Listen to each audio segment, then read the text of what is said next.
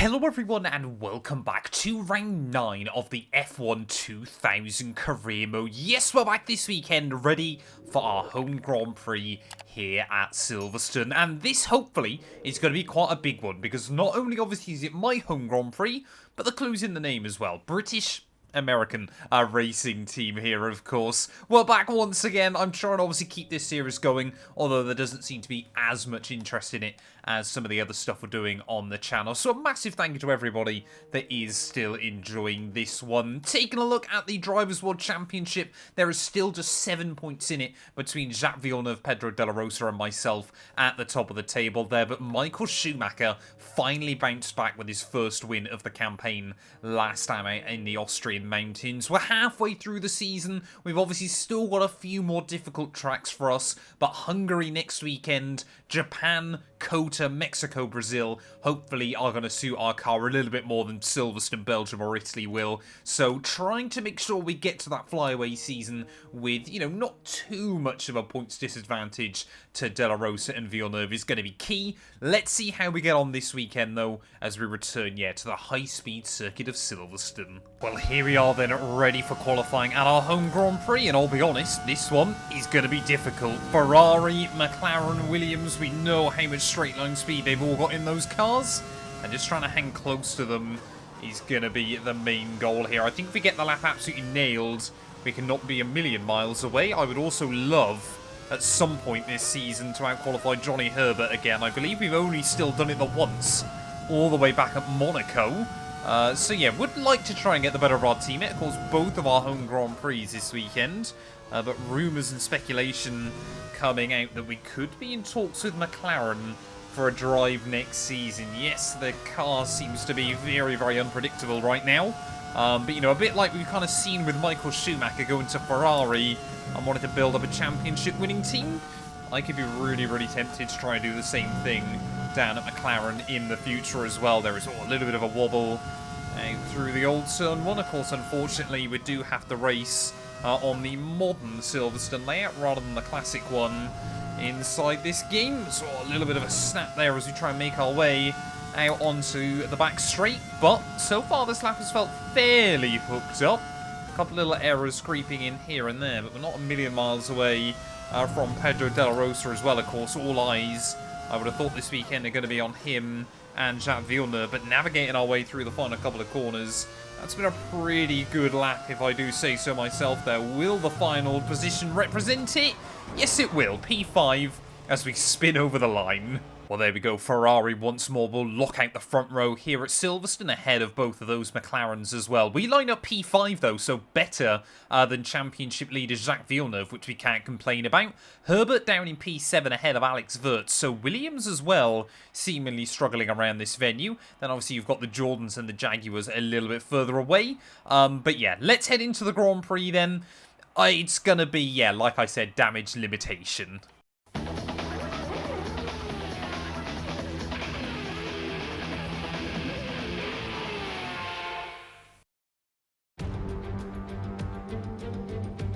Welcome along then to Great Britain and the Great Silverstone circuit for today's Grand Prix.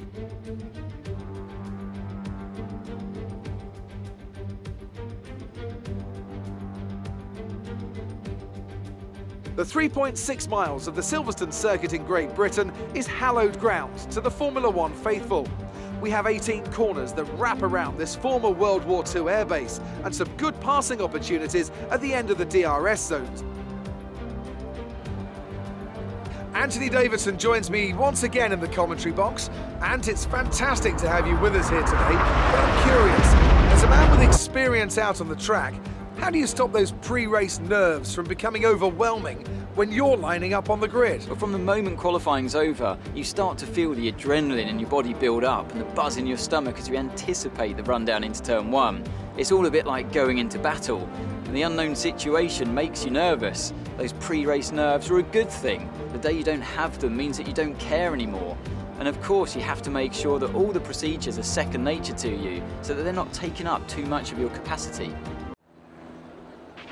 Okay, I know it's your home Grand Prix, but treat it like any other race. Don't take unnecessary risks. Well, so far this season, that's where we've been strong, not taking unnecessary risk, picking up the points as and where we can, and trying to make sure we walk away from each race with a good result. This place, though, is going to be very, very fuel intensive, so we're going to opt for about 3 extra laps worth of fuel in the tank, maybe just a little bit more as well there, just to make sure that we're safe and that we can get to the finish. But yeah, behind both Ferraris and both McLarens here, we're going to have our work cut out. I think the goal today is to try and stay ahead of Jacques Villeneuve for as long as we can. 5 red lights here for the British Grand Prix. A mighty long hole, but it is going to be lights out, and away we go. We've actually done fairly well on the hookup, at least for me, inside this game. Villeneuve is immediately going to have a look down the inside of turn 1, but we will hook it up quite nicely there and immediately try to apply some pressure to Mika Häkkinen as well, down the inside of the McLaren man at turn 3. He's going to have the inside line, though, as we make our way through the rest of the loop there, and Häkkinen, the flying Finn, will just about hang on. Oh, a little bit cautious there, as you can see, off the corner, and then goodbye. Mika, yeah, with way more straight line speed to me, so is Jacques Villeneuve. So we make our way down in towards the next corner, then luckily we'll hang on to it around the outside of the Williams. So yet again, you know, Ferrari kind of obviously, you know, they have got the strongest car. They're quick down the straights, they're good through the corners. Let's try and move forward. McLaren are pretty much as good down the straights, but nowhere near as good through the corners. Williams a bit worse in seemingly both departments, so it's kind of impressive that Jacques Villeneuve has kind of hung on in there. And yeah, we're better through the corners, but have got absolutely nothing down the straights. I do think it's pretty impressive that they can kind of add all those characteristics inside this mod for the different cars, and it has led, yeah, some very, very interesting races over the course of this season. It's been a bit of a shame that the hype really hasn't kind of stuck around for this season in this series, because ultimately I think it has been the most interesting one we've done so far. But I think ever since the save corrupted in 1999, the interest has just never quite been there in the same way. As at the final corner we're going to go. Schumacher will lead the way. Could he make it win number 2 in a row? Well, my goal early on in this Grand Prix is just to try and keep those McLarens pretty close. As it looks like David Coulthard already struggling. Him and Häkkinen going to go side by side through the old turn 1. And DC will just about hang on there. Would love to get a podium at his home race. But once again, that's going to leave Häkkinen vulnerable to me. And we will send it down the inside through turn 3 and turn 4. Up then into P4 then, and like I said, you know, that McLaren, quick, but it will, but as we've already seen with DC, it's such a handful to drive this season, and we will see mistakes coming out from both of them. So if we could lose as few points as possible to De La Rosa, that would be ideal. But yeah, it is a question of how well will Jacques Villeneuve carve his way through. As you can see again, Coulthard struggling. Thank you very much, sir. We will inherit that P3. Well, if Ferrari somehow don't win the Italian Grand Prix in a few races' time, it'll be the most Ferrari-esque bottle I'll ever see inside this series. That thing is so quick in a straight line. And I mean, yeah, I don't think we're really, you know, unless we get a safety car or something like that, don't really think we're going to see much of them this afternoon. 33.7 for Michael. We do a 34.2, and that was a new personal best of the day for me. I'm pushing to the limit just to try and keep the McLarens behind.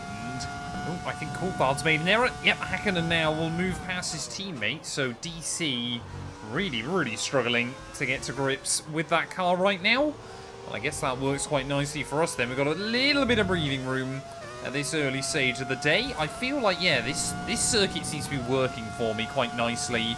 Maybe one of the best races I've driven so far. Admittedly, we are only on lap 6. So plenty of time for, you know, a typical map 2-2 bottle.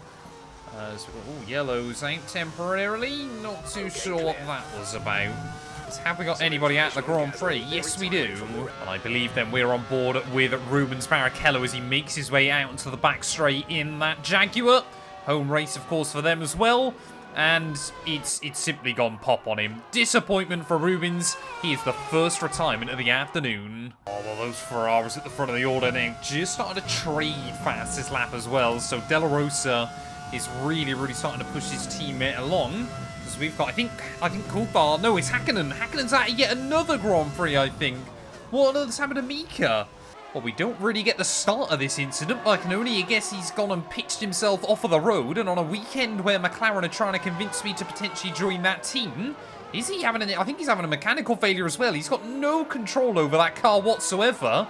And like I said, with McLaren trying to get us to sign, watching both of their drivers struggle to keep the car pointing in the right direction, probably not a good omen. Well, I never thought I'd be saying this as we went into the season, but I think I actually want to see Michael Schumacher win here over Pedro de la Rosa. I'm just starting to get a little bit nervous about whether Michael's going to be able to launch an attack on the crown throughout the second half of the campaign. Maybe just gave everybody else a bit of a chance through the first half of the season. But yeah, De La Rosa now is really starting to cut into his lead. Maybe if they fight, I mean, they would have to fight a lot to let us close in. But maybe, yeah, if they tripped over each other or something like that, that can be really useful. There's Johnny Herbert now up at a P5 as well, so he's able to pick up the pieces. And all the upgrades we're bringing to this car, he's making it more competitive at these higher speed circuits. So there we go. We've already got Pedro de la Rosa then into the pit lanes. That's a very early call to make in this Grand Prix. Ferrari, we know their tyre wear isn't as good as a lot of the other teams. Let's get back up to racing speed. And yeah, are we going to see them have to two-stop this Grand Prix and potentially allow us to catch up in the middle stint, and then the hunter might well become the hunted? Oh, there we go, Michael Schumacher. Schumacher's into the pit lane as well then, so Ferrari, like I said, there's no guarantee that they are two-stopping because they've boxed already, but maybe there's a window here, there's a chance, and we know how slow the pit lane is here at Silverstone. Have Ferrari once again just kind of lent into how much pace they've got and gone through their tyres far too quickly. BAR better make sure they get this screenshot then, because at their home Grand Prix, and with their two hometown drivers, we have got a 1-2. Admittedly, it might not last very long. But yeah, Johnny Herbert and myself flying the flag at the moment for the British fans. Williams and McLaren just are not delivering this weekend. Schumacher, though, he's only come out less than 20 seconds away. So even if he does have to two-stop this, he might still get me by the end of the afternoon. Well, coming into the pit lane then at the end of this lap, we've done pretty well throughout the first stint in this Grand Prix, but there is still plenty more work to do, and of course a lot of it now is dependent on what Ferrari end up doing. Ooh, just panicked at the last moment there. Obviously the pit lane speed limit line way earlier inside F1 2020 than it is in F1 24, so you have got to be careful as you make your way in as well. But yeah, Johnny Herbert then should take the lead of the Grand Prix. Admittedly, it might only be for a lap or two, because Schumacher and De La Rosa both are still hunting him down. Complete, go now. So there we go, you can see Schumacher at 1:32.8, new fastest lap of the Grand Prix. We should come out ahead of Wirtz and Villeneuve, though, I think. I don't quite know whether they pit or not yet in the Grand Prix as well. Pit strategy Nice and complete. easy on pit exit. Tires through to the end now. Don't want to do anything stupid there as we try to make our way back out onto the circuit. But yeah, both BARs seem to be quietly consistent today, and that is allowing us to beat a lot of our bigger name rivals. There we go, Johnny Herbert as well then into the pit lane one lap later. So we are both definitely one-stopping, so is Heinz-Harald Frentzen, so that might elevate him up the order a little bit more. But yeah, the second half of this Grand Prix is going to be more about finding out what those Ferraris are doing than anything else. I mean, it's Ferrari. They might not even know what their plan of attack is at this stage of the afternoon. But if they do have to pit, it is going to be mighty close for the win. Well, if we get to about lap 20, lap 21, then I'll just accept that Ferrari are one-stopping this and just went for a little bit more of an unorthodox strategy. But I've said it before and I'll say it again on this game as well. They really are their own worst enemy. There is no chance with a car that quick that there should even be a title fight this year. But the fact that Villeneuve and I, been able to keep both of them, really, really on it throughout the season so far.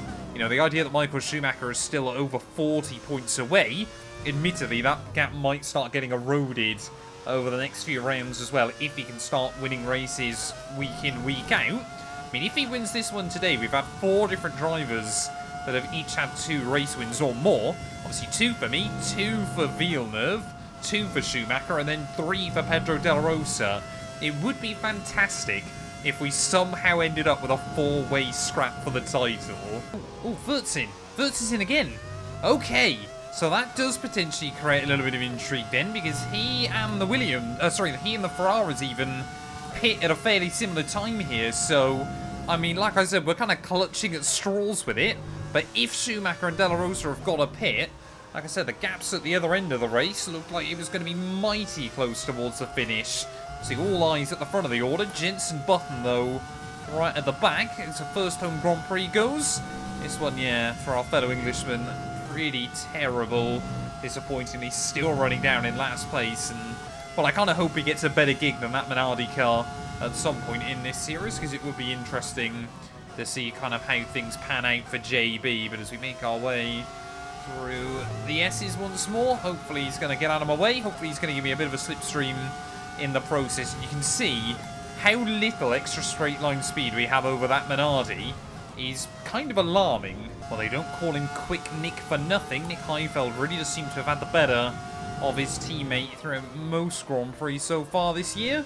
And there we go, both Minardis now have been lapped. They might be the only car we come across. I tell you what, that's one thing we haven't really thought about too much as the afternoon's gone on, but I think we've pretty much nailed it. Fuel usage there, we've got about 0.5 extra laps still, with 5 laps to go, so we're pretty much burning it almost exactly at the rate we needed. I think in the perfect world I would have probably put about an extra 0.2 of a lap in just to safely get us through to the flag. But yeah, with a 24-second lead over our teammate here, we have had phenomenal pace all afternoon, you know, relative to the other cars that we should be fighting with. But sadly, that isn't enough when Ferrari are cooking. Well, it looks like both Saubers then trying to put on a show late on in the afternoon, as most things have calmed down in this race. Jarno Trulli up against his experienced teammate Damon Hill. I've been watching them go side by side now for a good half a lap there, as Damon just being forced to back out of it. He'll get the blue flags from me. I mean, hopefully we aren't going to completely ruin this fight between the pair of them there, as the Italian Jarno Trulli will just about dive off of the racing line and get out of the way as well for us. But yeah, Jarno there, seemingly putting the moves on his world champion winning teammate. It's got to be a pretty way to get your stock up higher in Formula 1. But yeah, just less than 2 laps to go now. We are just trying to bring it to the flag. Well, on to the final lap we go then here from Silverstone. And I tell you what, it might not have been the most exciting race in the world for on-track action, but for our championship hopes, it's probably about as good as it could have got this afternoon. Schumacher, he let De La Rosa get a little bit closer to him before the pit stops, but since then has just walked away and has not looked back. And another dominant drive by the German. Is he not out of this championship hunt just yet?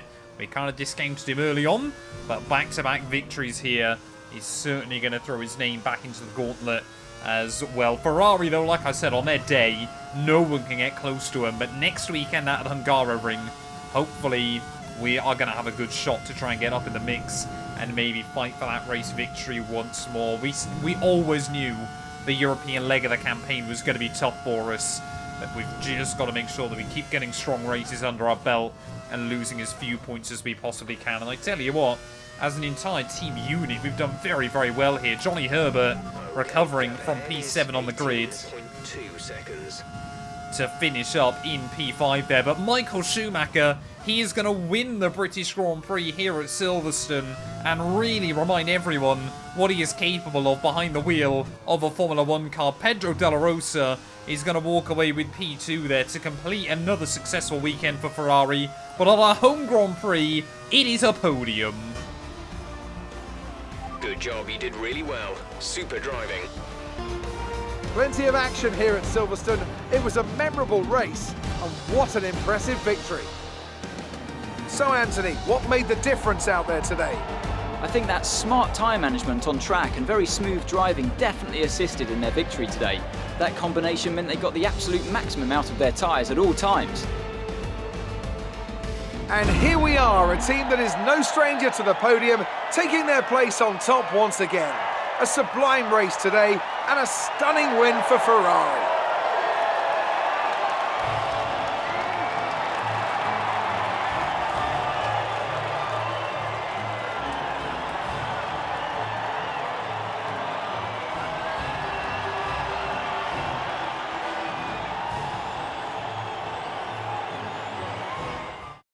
Well, there we go. Ferrari 1-2, BAR 3-4, McLaren 5 and 6 there. But the big talking point, I think, from this weekend has got to be the absolute meltdown of Williams there. Not too sure what happened. Obviously, that two-stop strategy was really not the way to go there, and that cost him and left him squabbling with the Jordan cars when all is said and done. But Michael Schumacher, yep, like I said, reminds everybody as to why he is a championship threat this year. P1 in the end, of course, didn't beat Pedro de la Rosa in qualifying, but certainly got the better of him when the lights went out there. Third and fourth for BAR, though, gives us a good points haul and actually helps us close in on Williams just a bit there, ahead of Hakkinen and David Coulthard, with Frentzen, Wirtz, Schumacher and Villeneuve rounding out the top 10. It was just Rubens Barrichello that failed to see the checkered flag this weekend. Disappointing for him and his Jaguar team. That means in terms of the Drivers' Championship, well, we have now jumped at Villeneuve as well there, up into P2,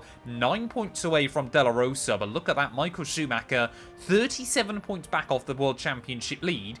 He is not out of it at this stage of the campaign. Wirtz still in 5th ahead of Johnny Herbert. Hakkinen still ahead of Coulthard there, with Mika Salo now down into P9. And then constructors-wise as well, yeah, Ferrari, perfect weekend for them. Leapfrog Williams in quite a big way there. And now the gap between us and that team, only 24 points as well. We're pretty safe for that P3 overall, but we could get P2 if there's more surprises as well there. Jaguar jump Arrows, Jordan jump Sauber, and Benetton jump Minardi as well, right towards the rear of the field. But thank you all so much for watching. If you have enjoyed, please do make sure to leave a like, get yourself subscribed, and we'll be back very soon when Formula 1 returns ready for the Hungarian Grand Prix.